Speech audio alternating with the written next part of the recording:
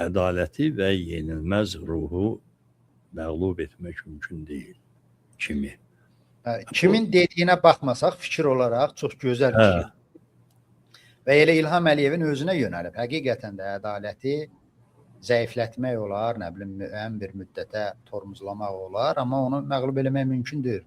İlham Əliyev əlbəttə ki, bu ifadəni yazanda qətiyyən özünü görə bilməyib orada. Mən qısa bir videoda çəkdim ki, futbolda hakimin ədalətsizlik etməsi, hansısa bir oyunda ədalətsiz etməsi yaramaz əməldir, pis əməldir, hakimlik. Amma sən özün necə hakimlik edirsən?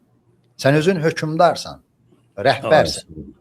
Sən özün hansı ədaləti yerinə qoyursan? Və yaxud da sənin məhkəmələrin, Azərbaycan məhkəmələrində istənilən işi pulla bağlamaq mümkündürsə, yəni adam öldürüb, gedib pul verib, oradan qutarmaq mümkündürsə, Tofiq Yaqubunu, Əli Kərimli heç nədən və digər 360 insanı heç bir günahı olmadan azadlıqdan məhrum edib həbsxanaya doldurursansa, sənin ədalət anlayışın necə ola bilər? Və amma o sözü, o sonuncu cümləsi həqiqətən doğrudur ki, həqiqəti deyən, ədaləti təbliğ eləyən, tərənnüm edən insanları nə həbsxana ilə, nə qondarma ittihamlarla, nə hökmlərlə məğlum etmək mümkün olmayacaq. Təbii, tamamilə doğrudur. Bir ədalət olan... Qənimət bəy, bir dənə də əlavə edeyim. Yəni, siyasət özü də bir oyun qaydalarıdır da. Yəni, burada bəlli oyun qaydaları var.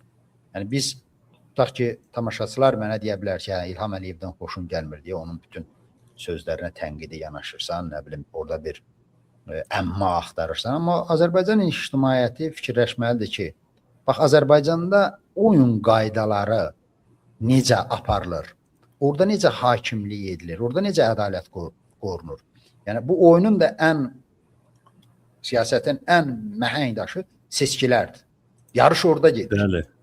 Bunun baş hakimi Məzahir Pənahovdur ki, bütün dünyada bu fokus göstərən, cadügər kimi, magik adam kimi